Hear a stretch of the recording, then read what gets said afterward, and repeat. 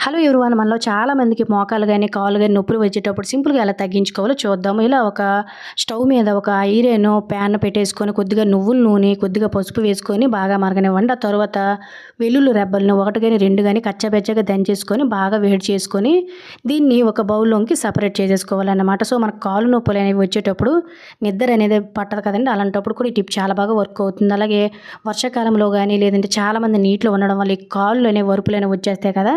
So, అవి కూడా బాగా తగ్గుతాయన్నమాట. కాళ్ళు నొప్పులు వచ్చేటప్పుడు సింపుల్‌గా ఇలా ఆయిల్ తయారు చేసుకొని, మన ఇంట్లో అమ్మమ్మో, నానమ్మో లేదంటే పెద్దవారు ఉండేటప్పుడు ఎక్కువగా ఈ సమస్యతో ఇబ్బంది పడుతూ ఉంటారు కదా! కొంచెం ఆయిల్ అనేది ఇలా కాళ్ళకి అప్లై చేసుకున్న తర్వాత దువ్వెననేది ఉంటుంది కదండీ! వాటి పళ్ళు వల్ల మనకేంటంటే ఇలా కాళ్ళకి ఇలా మసాజ్ చేసామంటే బ్లడ్ సర్క్యులేషన్ అనేది చక్కగా అవుతుందండి. కాళ్ళు మంటలు, నొప్పులు అన్నీ తగ్గుతాయి. మోకాళ్ళ నొప్పులకు కూడా చేసుకోవచ్చండి ఈ విధంగా.